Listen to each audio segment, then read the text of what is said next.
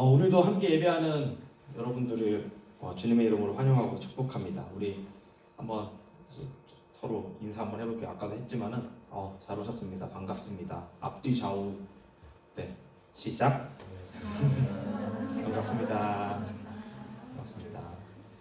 제가 아까 온라인 마지막 봤을 때는 한 11명 정도 함께 예배하고 계셨는데 온라인에서 함께 예배하시는 분들도 모두 반갑습니다. 저희가 온라인과 오프라인 하면 지금 한 50명 정도 예배하고 있는 것 같아요, 거의. 그래서 참 좋은 일인 것 같습니다. 지금 우리는 갈라디아서 말씀을 가지고 복음, 자유를 선포하다라는 주제로 함께 살펴보고 있습니다. 그래서 우리가 이 말씀을 통하여 복음을 통한 진정한 자유를 누리게 되는 저와 여러분들이 되길 소망합니다. 그래서 갈라디아서를 보고 있습니다. 여러분 1장부터 지금까지 갈라디아서를 보고 있는데 가장 많이 등장했던 단어 기억나시는 것들이 있나요? 여러분들이 갈라디아서 1장부터 3장까지 지금 보면서 이게 진짜 많이 나왔다. 네, 율법이요. 센스 있네요. 율법, 믿음, 또 여러 가지 또 의, 다른 복음, 여러 가지 많은 것들이 반복적으로 등장을 하고 있습니다. 그 중에서도 바울은 율법에 대해서 계속해서 이야기하고 있습니다. 그리고 오늘 본문에서 처음으로 갈라디아서에서 처음으로 언약이라는 단어가 등장을 합니다. 다른 말로는 약속이라고도 하고 있습니다. 그래서 오늘은 이 언약 또는 약속, 언약과 약속 그리고 율법 이 두 가지를 가지고 한번 말씀을 나눠보고자 합니다. 제가 실력이 너무 부족해서 이 방대한 것들을 여러분들에게 다 나눠드리지 못하고 또 잘 설명해드릴 수 없을 수도 있겠다라는 생각을 하는데 양해해 주시고 이 시간 제가 하는 것이 아니라 여러분 각자에게 성령님께서 가르쳐 주시는 은혜가 있기를 소망합니다. 오늘 말씀은요 일반적인 설교와는 좀 저도 준비를 하면서 느꼈는데 조금 다르게 느껴질 수도 있어요. 왜냐면은 율법이라는 것에 대해서 이제 어떻게 우리가 바라봐야 되는 것인지 하나하나 살펴봐야 되기 때문에 집중해서 들어주시고 우리가 이 단계를 한번 넘어서서 보면은 갈라디아서는 물론이고 로마서 그 외 바울의 서신들을 잘 이해할 수 있을 거라고 생각을 합니다. 갈라디아서 말씀을 읽고 준비하면서 제 스스로가 가장 궁금했고 어려웠던 부분이 바로 율법과 믿음의 관계였습니다. 저는 개인적으로 신학을 공부할 때 이제 구약 성경을 공부하는 그 시간들이 가장 흥미로웠고 재미있었습니다. 그래서 구약을 읽다 보면 가장 많이 눈에 보이는 것이 바로 율법에 대한 이야기입니다. 하나님은 이스라엘 백성들에게 계명을 주시고 이 계명을 지켜 행하라 라고 말씀하시죠. 그리고 시편 1편에도 복 있는 사람은 여호와의 율법을 즐거워하여 그 율법을 밤과 낮으로 읊조리고 묵상하는 자다라고 말합니다. 그리고 성경에서 제일 긴 장이라고 하는 시편 119편은요 1절부터 176절까지 하나님의 율례와 계명에 대한 이야기만 해요. 가장 긴 장. 즉 하나님의 말씀, 그 계명, 율법에 대해서 말하고 있습니다. 그런데 신약을 보면 바울은 율법은 우리가 의를 얻는데 충분하지 못한 정도가 아니다. 그러니까 충분한 어떠한 무언가가 있다가 아니라 율법으로는 의를 못 얻는다라고 선을 그어버려요. 맞죠? 그리고 우리가 이것에 대한 의미를 모른 채 읽게 되면 마치 율법은 폐기해야 되는 것처럼 느껴지기도 합니다. 그런데 또 바울은요 율법을 폐기하라고 하지 않습니다. 제가 헷갈리는데 신학을 공부한 제가 헷갈리는데 여러분들은 얼마나 헷갈리셨나요? 아직 안 헷갈리셨나요? 저는 진짜 이게 공부를 했음에도 불구하고 내가 이것을 어떻게 바라봐야 될까? 라고 많은 고민을 했습니다. 예수님은 율법을 폐하러 오신 것이 아니라 완성하러 오셨다고 말씀도 하셨습니다. 도대체 우리는 이 율법을 어떻게 이해하면 좋을까요? 율법은 크게 두 가지 부분으로 볼 수 있습니다. 첫 번째는 윤리적인 부분이에요. 윤리적인 부분 안에는 여러 가지가 포함되지만은 첫 번째는 하나님을 향한 윤리가 있고요. 두 번째는 인간을 향한 윤리가 있어요. 그래서 하나님께 어떻게 행할 것인가, 그리고 인간에게 어떻게 행할 것인가, 윤리적인 그리고 우리의 삶 가운데서 어떻게 살아야 할 것인가 라는 인간 본연의 그 윤리적인 부분의 율법이고요. 또 하나는 의식적인 부분이 있어요. 지금 신구약 통독하시는 분들 이제 모세오경을 지나가고 있는데 가장 많이 나오죠. 제사는 어떻게 드려라, 절기는 이렇게 돼 있다, 너네는 이때 맞춰서 뭐를 어떻게 행해라 라고 하면서 의식적인 부분이 율법의 두 번째 부분입니다. 오늘은요, 예수님이 말씀하신 율법과 그리고 바울이 이야기하는 율법에 대해서 한번 나눠보고자 합니다. 먼저 예수님은 율법을 어떻게 말씀하고 계실까요? 복음서에서 예수님을 공격하는 사람들, 대부분 바리새인과 사두개인들이었죠. 그 예수님을 공격하는 사람들은 대표적으로 이혼 문제에 대해서 예수님이 어떻게 생각하는지 물어보는 장면이 나옵니다. 이렇게 모세는 이혼 증서를 써줘서 이혼을 하라 그랬는데 예수님 당신은 어떻게 생각하십니까? 라고 예수님을 공격하는 자들이 물어봐요. 실제로 신명기 24장 1절에서 4절에 보면 모세는 이혼 증서를 통하여서 이혼을 허가하는 장면이 나옵니다. 그러나 이 장면에 대해서 예수님은 주저하지 않으시고 뭐라고 말씀하시냐면요, 하나님의 창조를 이야기하세요. 하나님이 남자와 여자를 창조하실 때 남자와 여자가 하나 되게 하신 것을 사람이 나누지 못한다 라고, 이혼에 대해서 정확하게 안 된다 라고 말씀을 하십니다. 그리고 나서 예수님 말씀하세요. 그렇게 모세가 너희에게 이혼 증서를 써준 것은 너희가 완악했기 때문이다 라고 말씀을 하십니다. 마태복음은요, 이 이혼에 관한 예수님의 가르침을요, 대표적인 예로 보여주고 있는 건데, 그것이 뭐냐면은 아주 높은 수준의 윤리의식을 가져야 된다. 너네가 지금 예수님, 이제 여러분 마태복음 다 읽으셨죠? 신약 통독하시는 분들, 옛 성경에는, 옛 선지자들은 이렇게 말했다. 그러나 나는 너에게 이렇게 말한다면서 그 율법을 재해석해 주십니다, 예수님. 그러면서 너네는 옛날에 이렇게 말했는데, 그러나 나는 다시 이렇게 말하는데, 그 본연의 것이 뭐냐면은 창조 때에 하나님이 원하셨던 것들이 무엇인지에 대해서 예수님이 말씀해 주시고요. 그리고 산상수훈에서는요, 예수님께서 이렇게 말씀하십니다. 너희의 의가 서기관과 바리새인보다 더 낫지 못하면 결단코 천국에 들어가지 못하리라. 너희가 생각하고 있는 그 생활 방식이, 어떠한 하나님을 향한, 사람을 향한 그 생활 방식이 지금 서기관과 바리새인들이 하는 것보다 좋지 못하다면 천국에 들어가지 못한다. 그리고 또 더 무시무시한 이야기를 하는데요. 그러므로 하늘에 계신 너희 아버지의 온전하신가 같이 너희도 온전하라. 그 예수님은 말씀하고 계세요. 상상하기도 힘든 요구사항이죠. 하나님이 온전하신 것 같이 너희도 온전하라. 예수님은 이렇게 강력하게 윤리적 행동에 대해서 강조하고 계십니다. 예수님은요, 제자들에게 생명으로 들어가기 위해서는 범죄하는 눈이나 손, 발을 잘라버리라 고까지 말씀하세요. 그리고 자기를 부인하고 십자가를 지라. 또 부자에게는 너 소유 다 팔아라. 우리가 감히 행할 수 있을까라고 어떻게 우리 행하지? 라고 할 수 있을 정도로, 그런 생각을 하게 만들 정도로 예수님은 그 정도 수준의 행위와 윤리를 요구하십니다. 그런데 이런 예수님이요, 때로는 다른 면에서 전혀 반대적인 모습도 보여주고 계세요. 율법을 너무 잘 지키는 유대 사회 안에서 안식일에 아무것도 하면 안 되거든요. 제가 지난번 설교 때도 말씀드렸죠. 지금도 유대인들은 안식일날 엘리베이터 버튼도 안 누른다 라는 말씀을 제가 드렸었어요. 안식일을 무조건 지켜야 되고 아무것도 하지 말아야 되고 회당에 모여서 말씀을 봐야 되는 그때에 예수님은 안식일을 어깁니다. 그리고 병을 고쳐요. 제자들에게 안식일에 밀을 주워오라고 합니다.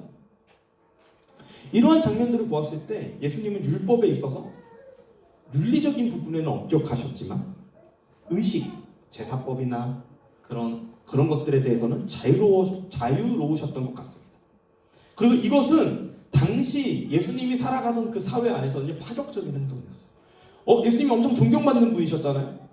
그분이 메시아인지 몰랐지만서도 많은 사람들이 예수님을 따랐잖아요. 근데 그 많은 사람들이 따르는 예수가, 그 슈퍼스타 예수가 그 당시에 하는 행동들이 옳은 걸 말하고 있는 것 같지만 또 다른 것도 말하고 있고 뭔가 파격적인 행동의 연속이셨습니다. 율법에 대해서. 그렇다면 예수님은 이러한 파격적인 예수님의 행동에 대한 율법에 대한 것들을 어떻게 정당화시키셨을까요? 마태복음 5장 17절에서 20절에 보면요, 예수님은 율법에 대해서 자신의 역할을 이렇게 말하는데요. 결론만 말씀드리면요, 예수님은요 율법이나 선지자를 폐하러 오신 것이 아니라 완전하게 하러 오셨다라고 말씀하고 계십니다. 예수님은요 율법에 있어서 윤리적인 부분들은 인간의 완악함을 넘어서 창조로의 회복을 말씀하세요. 대표적인 게 아까 말씀드렸던 이혼에 관한 문제였죠. 우리 살면서 어쩔 수 없는 상황에 관해서 우리가 그럴 수밖에 없는 상황이 있을 수 있어요. 하지만 예수님은 어디를 보고 계시냐면요, 창조 때 하나님이 우리를 처음 만드셨을 때 그 하나님의 나라 안에서 이루어지는 행동들에 대해서 말씀하고 계십니다. 예수님의 그 윤리의식은요, 우리는 회복되어야 된다. 어디로요? 죄, 타락 이전으로. 하나님이 우리를 원래 창조하셨던 모습으로 회복되어야 된다. 그래서 예수님 계속 말씀하시죠. 너네는 이렇게 말했지만 나는 다시 이렇게 말한다. 예수님이 창조주 하나님의 권세를 가지고 다시 새 율법을 재해석해주고 계시는 것입니다. 또한 그러면 아까 말씀드렸던 의식에 관한 부분에서 너무 자유로우셨어요. 너무 자유로우셨어요. 안식일 어겼죠. 그들이 보기에는.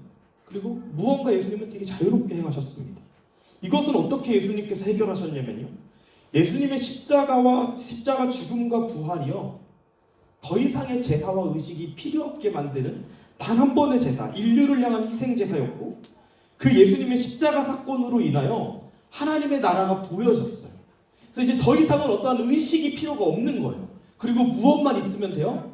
그 예수님의 십자가와 부활을 믿는 믿음으로 율법에 있어서 우리가 행해야 되는 제사나 여러 가지 의식적인 부분들을 예수님께서 완전하게 해결하셨습니다.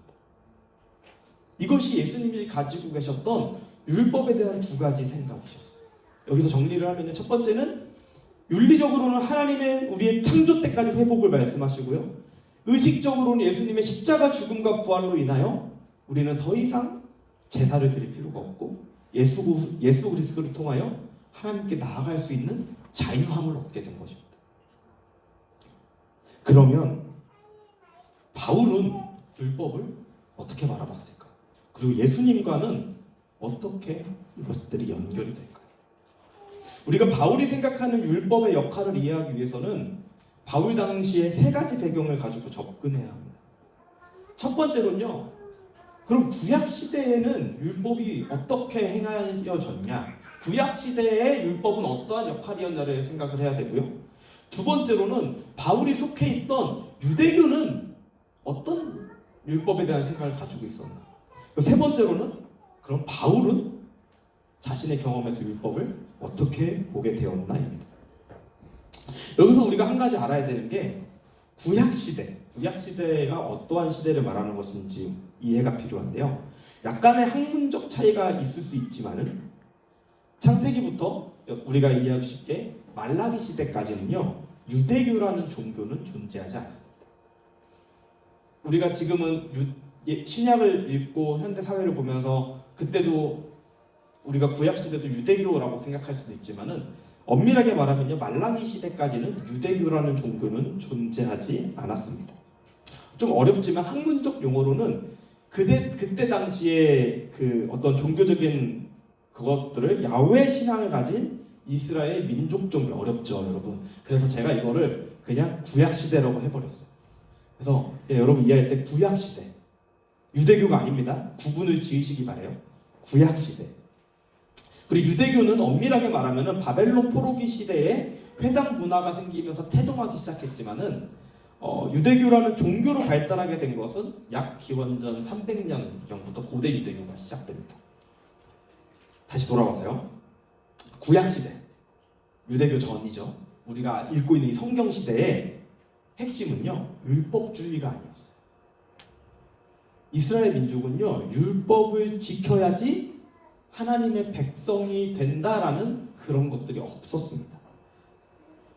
오히려 율법은 율법보다 먼저 있었고 율법의 기초가 되는 언약 안에서 하나님의 약속 안에서 율법을 이해해야만 됐습니다. 그리고 그 언약은 하나님의 전적인 은혜 안에서만 이루어졌습니다. 이 언약이 뭐냐면요, 하나님이 이스라엘을 향하여서 너희가 나의 백성이다, 그리고 내가 너희의 하나님이다 라고 말하는 것이 언약이에요. 그들이 이스라엘이 하나님의 백성이 된 것은 그들이 무언가를 열심히 행하였기 때문이 아니라 하나님이 그들에게 은혜를 베푸셨기 때문에, 이스라엘이 착한 일을 해서 하나님의 백성이 되었던 적은 단 한 번도 없어요. 하나님이 전적으로 그분의 은혜와 그분의 선택으로 인하여 이스라엘에게 값없이 은혜를 주셨습니다. 오늘 함께 읽은 본문에서 바울은 이것을 먼저 말하고 있습니다. 우리 15절 다시 한번 볼까요? 15절에 이렇게 말하죠. 형제자매 여러분, 나는 사람의 관례를 예로 들어서 말하겠습니다. 무슨 말이냐면요, 우리가 행해지는 어떠한 우리 삶의 안에서 이루어지는 일들로 한번 이야기를 해봅시다. 어떤 사람이 적법하게 유언을 작성해 놓으면은 이 유언이라는 단어가 다른 말로는 언약이라는 단어, 또 동일한 단어가 쓰입니다. 언약을 행해 놓으면은 아무도 그것을 무효로 하거나 거기에다 어떤 것을 덧붙일 수 없습니다. 다시 말하면 누가 유언을 하면 또는 언약을 정식으로 하면 아무도 바꿀 수 없다라는 거예요. 인간 사회에서도.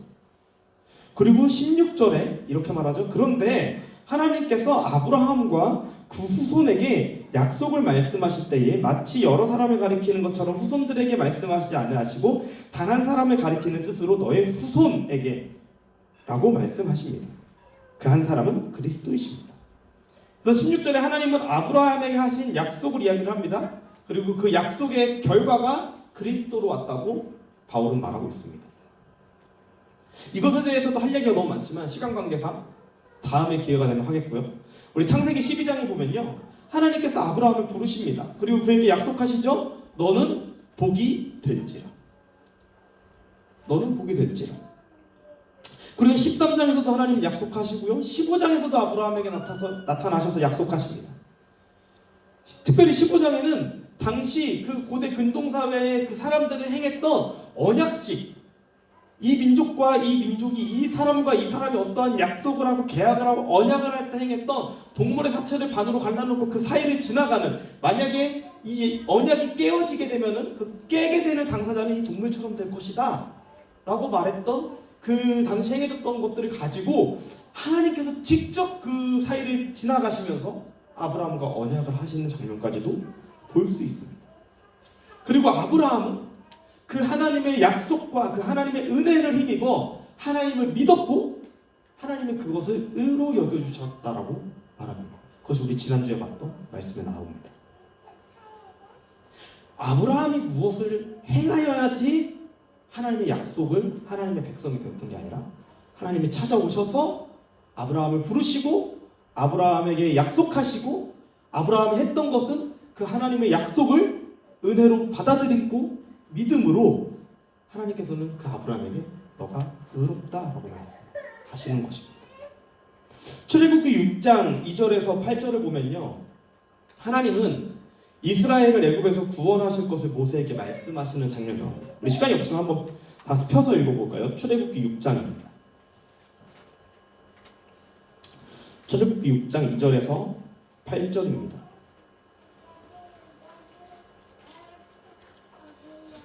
출애굽기 2절에 8절, 제가 세 번역으로 읽어드리겠습니다. 여러분들이 가지고 계신 성경으로 보시면 되겠습니다. 하나님이 모세에게 이렇게 말씀하셨다. 나는 주다. 나는 아브라함과 이삭과 야곱에게 전능한 하나님으로 나타났으나 그들에게 나의 이름을 여호와로 알리지는 않았다.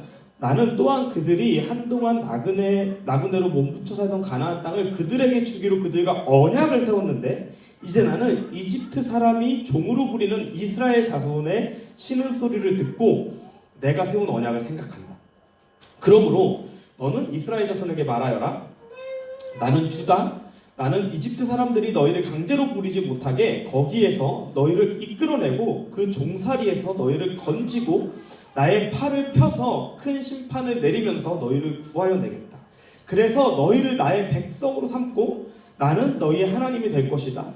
그러면 너희는 내가 주 곧 너희를 이집트 사람의 강제 노동에서 끌어낸 너희 하나님임을 알게 될 것이다. 내가 아브라함과 이삭과 야곱에게 주기로 손을 들어 맹세한 그 땅으로 너희를 데리고 가서 그 땅을 너희에게 주어 너희의 소유가 되게 하겠다. 나는 주다 라고 말씀을 하십니다. 여러분들이 가진 개역개정 성경을 보시면요, 6절에 너희를 속량하여, 7절에 내 백성 삼고 너희는 내가 여호와인 줄 알라, 8절에 내가 너희를 인도할 것이다. 하나님이여 아무것도 하지 못하고 애굽 땅 가운데 노예로 힘들어하고 있는 그들의 신음소리를 들으시고, 하나님께서 이스라엘의 무엇 때문에, 이스라엘이 행한 어떠한 것 때문에 그들을 구원하시는 것이 아니라 하나님의 값없는 은혜로 이스라엘을 찾아가셔서 하나님이 아브라함과 세웠고 이삭과 세웠고 야곱과 세운 그 언약을 지키시기 위해서 그들을 구원해내십니다. 이 하나님의 은혜의 구원 사역 이후에, 출애굽 이후에 세워진 것이, 이스라엘 백성에게 하나님께서 주신 것이 바로 율법입니다. 여기서 율법의 역할은 하나님의 백성이, 그 은혜로 구원받은 하나님의 백성이 마땅히 행하여야 될 규례였습니다. 하나님의 율법을 순종하는 것은 나를 구원하신 하나님을 신뢰한다는 표시였습니다. 그리고 하나님이 이스라엘 백성에게 주신 율법의 핵심은 하나님 사랑, 이웃 사랑입니다. 그들은 율법의 준수를 통하여 이방인들과 구별되는 삶을 살고 있던 거죠. 내가 이 율법을 준수하는 것은, 이 율법을 준수함으로 하나님의 백성이 되려고 하는 것이 아니라, 내가 하나님의 백성인데 하나님의 백성 아닌 이방인들과 다른 것은 내가 하나님의 백성으로서 준수하는 이 율법 때문입니다. 이미 하나님의 은혜로 인한 백성이 먼저 되었고, 그 후에 율법을, 그 언약을 가지고 언약 안에서 율법을 지켜나가야 됐던 게 하나님께서 구약에 이스라엘 백성에게 명령하셨던 것입니다.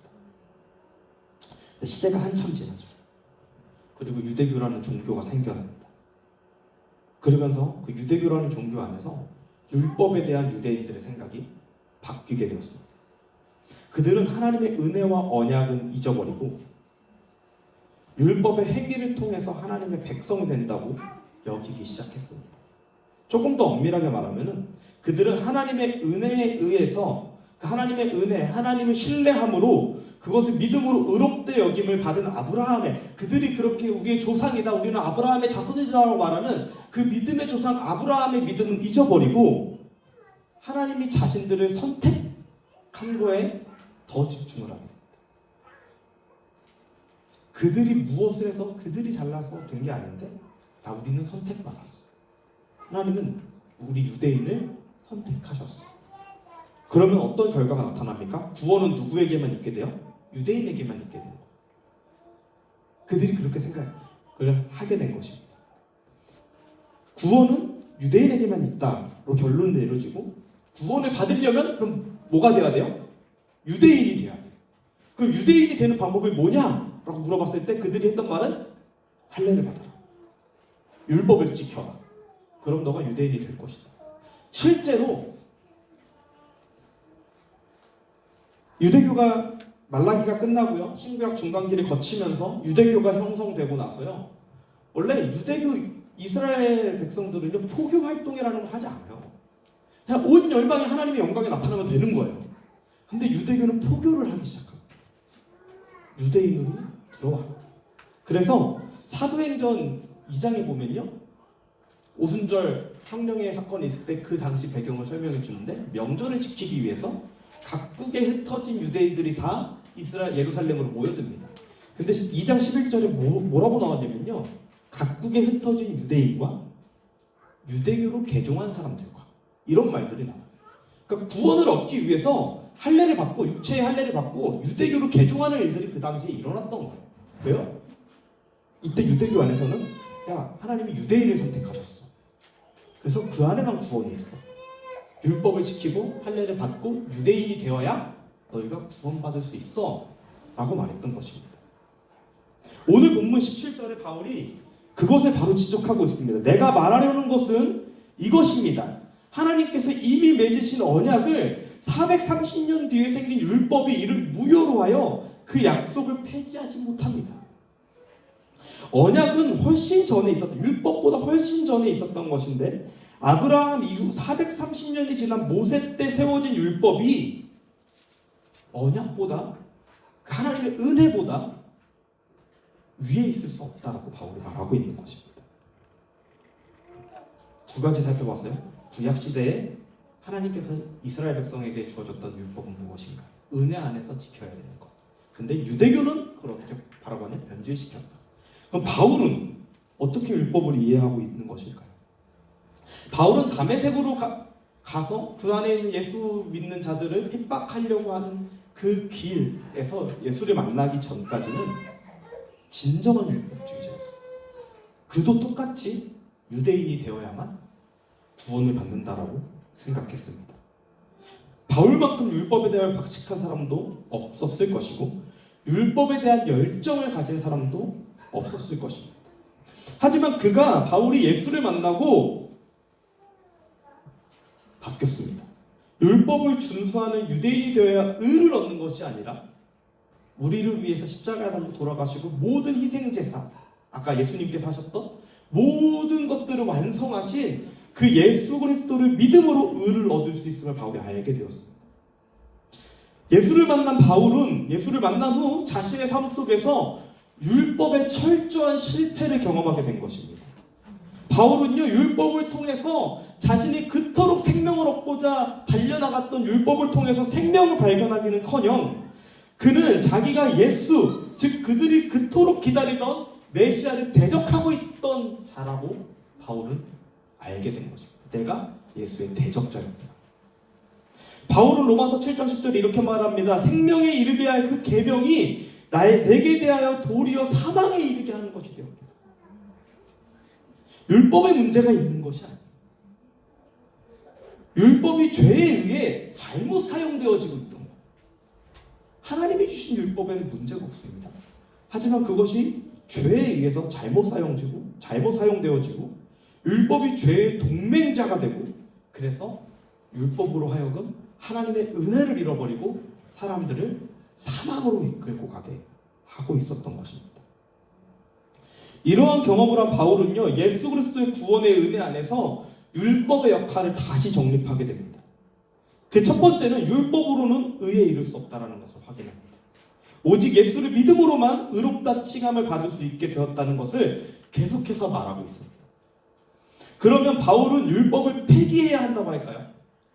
아닙니다. 우리 19절 한번 다 같이 읽어볼까요? 19절 다 같이 읽겠습니다. 시작. 그러면 율법의 용도는 무엇입니까? 율법은 약속을 받으신 그 후손이 오실 때까지 범죄들 때문에 덧붙여 주신 것입니다. 여기까지.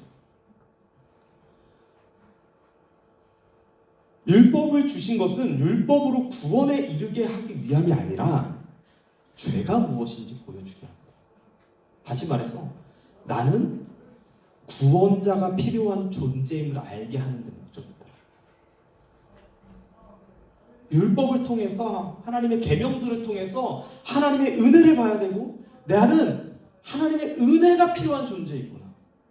이 율법을 아무리 지켜도 나는 구원받을 수 없는 존재이구나.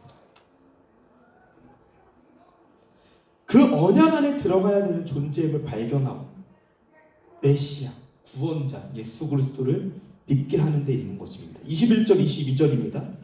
그렇다면 율법은 하나님의 약속과 반대되는 것입니까? 율법이 안 좋은 것입니까? 우리 율법 폐기해야 됩니까? 그렇지 않습니다. 중개자가 준 율법이 생명을 줄 수 있는 것이었다면 의롭게 되면 분명히 율법에서 생겼을 것입니다. 그러나 성경은 모든 것이 죄 아래 갇혔다고 말합니다. 그것은 약속하신 것을 예수 그리스도를 믿는 믿음에 근거하여 믿는 사람들에게 주려고 하신 것입니다. 바울이 정확하게 말합니다. 하나님의 약속과 반대되지 않는 것이. 제가요 이번에 설교를 준비하면서 여러분 우리 갈라디아서 첫 번째 전도사님 설교하실 때 들었겠지만 갈라디아서가요 이제 전통적인 견해에 의해서는 바울이 첫 번째로 쓴 서신서예요. 그리고 로마서는 바울의 좀 후대에 쓰여진 바울의 기록입니다. 두 서신서가요 핵심이 같아요. 믿음으로 구원에 이른다. 갈라디아서가 좀 더 어려워요. 너무 짧게 함축적으로 바울이 너무 급했던 거예요. 그래서 6장밖에 안 썼잖아요. 로마서는 꽤 많이 썼는데. 근데 여러분 갈라디아서가 이해가 안 되실 때 로마서를 천천히 읽어보십시오. 바울이 그걸 다 풀어줬습니다. 제가 오늘 로마서를 설명하지 못하는 시간이 안타까울 뿐입니다. 여러분들의 숙제를 드리겠습니다. 집에 가셔서 로마서를 읽어보세요. 가만히 앉으셔서 내일 주말에 넷플릭스 잠깐 꺼두시고 로마서를 보면요, 율법에 대해서 바울이 어떻게 이야기하는지, 하나님의 은혜에 대해서 바울이 마태 갈라디아서를 주석을 해놓은 것과 같은 느낌이었어요. 그래서 여러분들 그렇게 보시면 좋을 것 같고요. 말씀을 마무리하면서 이 아직 해결되지 않은 21절, 22절을 해결하기 위해서 두 곳의 구약 말씀을 보기 원합니다. 우리 다 같이 펴서 볼까요? 첫 번째는 예레미야 31장 31절에서 33절입니다. 예레미야 31장 31절에서 33절입니다. 저는 세 번역으로 읽어드리겠습니다. 여러분은 여러분들의 버전으로 보시면 되겠습니다. 예레미야 31장 31절 33절입니다. 그때가 오면 내가 이스라엘 가문과 유대 가문에 새 언약을 주겠다. 나 주의 말이다. 이것은 내가 그들의 조상의 손을 붙잡고 이집트 땅에서 데리고 나오던 때에 세운 언약과는 다른 것이다. 내가 그들의 남편이 되었어도 그들은 나의 언약을 깨뜨려 버렸다. 나 주의 말이다.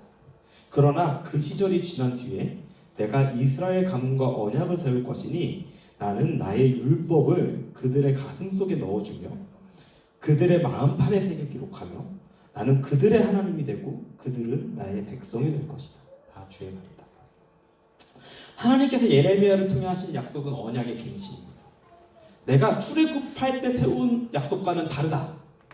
그때 약속 세웠는데 나는 너네 남편이 되려고 했는데 너네는 계속해서 나를 버렸다. 그래도 나는 너희를 놓지 않을 것이다. 이제는 새 언약을 세울 것인데 모세한테는 율법을, 그 언약을 확증하는 율법을 어디에 새겨줘서 돌판에 새겼잖아요. 근데 이제는 예레미야에게 말씀하실 때 나는 나의 율법을 이제 그들의 가슴 속에 넣어준대요. 그리고 그들의 마음판에 새겨 기록한다고 하십니다. 그리고 하나님은 그 새 언약으로 예수 그리스도를 이 땅에 보내주십니다. 그리고 그 율법을 돌판이 아닌 가슴에 넣고 마음판에 새겨주십니다. 두 번째 볼 말씀은요, 에스겔서 36장 25절에서 28절입니다. 에스겔 36장 25절에서 28절입니다. 에스겔서 36장 25절에서 28절 제가 세 번역으로 읽어드리겠습니다. 그리고 내가 너희에게 맑은 물을 뿌려서 너희를 정결하게 하며 너희의 온갖 더러움과 너희가 우상들을 섬긴 모든 더러움에서 깨끗하게 씻어주며 너희에게 새로운 마음을 주고 너희 속에 새로운 영을 넣어주며 너희 몸에서 돌같이 굳은 마음을 없애고 살갗처럼 부드러운 마음을 주며 너희 속에 내 영을 두어 너희가 나의 모든 율례대로 행동하게 하겠다. 그러면 너희가 내 모든 규례를 지키고 실천할 것이다. 그때에는 내가 너희 조상에게 준 땅에서 너희가 살아서 너희는 내 백성이 되고 나는 너희의 하나님이 될 것이다. 에스겔 말씀에서는요, 정결하게 하며 새로운 마음과 새 영을 넣어주셔서 모든 율례를 지켜 행할 수 있도록 해주신다고 하십니다. 예수 그리스도의 십자가 은혜로 우리는 정결함을 얻었습니다.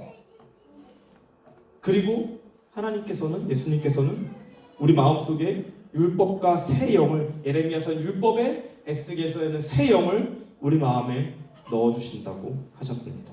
오늘 본문 22절에 보면 예수 그리스도를 믿는 믿음에 근거하여 약속하신 것을 믿는 사람에게 약속하신 것을, 그 약속하신 그 무엇인가를 예수를 믿는 자들에게 주신다고 합니다. 지난주 함께 봤던 14절, 갈라디아서 3장 14절 말씀을 보면 이렇게 나와 있습니다. 그것은 아브라함에게 내리신 복을 그리스도 예수 안에서 이방 사람에게 미치게 하시고 그 언약을 계속해서 이방인들에게 하나님의 은혜를 이루어가게 하시고 우리로 하여금 믿음으로 말미암아 약속하신 성령을 받게 하려는 것입니다. 예수님께서도 하늘로 승천하실 때 제자들에게 뭘 말씀하시죠? 너희는 기도함으로 약속하신 성령을 기다리라. 요한복음 16장에 예수님은 진리의 영이 오시면 그가 너희를 모든 진리 가운데로 인도하신다라고 말씀하십니다. 이 모든 것을 종합해 보면 율법은 폐하여지는 것이 아니라 하나님의 구원의 은혜 안에 거하는 자들에게 성령으로 인하여 성취되는 것입니다. 바울이 말한 율법, 이것은 예수님께서 말씀하셨던 최고의 윤리의식과 예수님의 희생제사로 인해 모든 의식의 율법이 끝났던 것이 하나가 되는데 어떻게 하나가 됩니까? 성령으로. 그 언약은 새 언약으로 예수님 안에서 이루어졌습니다. 율법을 통해 우리는 우리의 죄인됨을 봐야 하고 값없이 주어지는 예수 그리스도의 은혜를 받아야 됩니다. 그런 주의 백성에게 주어지는 율법은 성령을 통해 성취되는데 어떻게 성취됩니까? 바로 사랑으로 성취가 됩니다. 첫 번째는 하나님을 사랑하게 되고요. 두 번째는 이웃을 사랑합니다. 바울은 갈라디아서 5장에 성령의 열매를 이야기합니다. 그러면서 사랑을 가장 처음 이야기하죠. 고린도전서 12장에 나오는 은사에 대한 성령의 일하심에 대한 일을 하고 13장에 사랑을 이야기합니다. 율법의 완성, 율법의 성취를 이야기하고 있는 것입니다. 오늘 좀 어려운 내용이었던 것 같습니다. 하지만 우리가 오늘 한 가지 기억해야 되는 것은 우리가 머리로는 이해가 되지 않을지라도 우리가 말씀을 받아들일 때 제가 고민했던 것이 그거예요. 그러면은 이거를 잘못 이해를 하게 되면 우리는 율법을 안 지켜도 되나? 우리는 예수님만 믿으면 되나? 우리는 자유롭게 살면 되나? 자유롭게 살아야죠. 갈라디아서가 말하는 것이 복음 안에서 자유인데 율법이 없는 자유가 아니라 하나님의 언약 안에 들어가서 성령으로 말미암은 율법의 성취를 가지고 이 땅에서 하나님의 나라를, 그 창조를 살아내는 자들, 그런 자들이 되길 바랍니다. 그것이 바로 갈라디아서가 말하는 복음, 자유를 선포하는 것입니다. 율법의 노예가 되었던 자들에게, 율법을 지키지 못해서 허덕이는 자들에게, 그것으로 구원을 쫓아갔던 자들에게 바울이 하나님의 은혜가 먼저 임했고 너네가 이룰 수 없는, 우리 힘으로 이룰 수 없는 율법을 성령님이 들어오셔서 성령과 함께 그 하나님의 나라를 사랑으로 살아갈 수 있는 거예요. 그것이 바로 자유입니다. 우리 시간 찬양하고 기도하길 원합니다.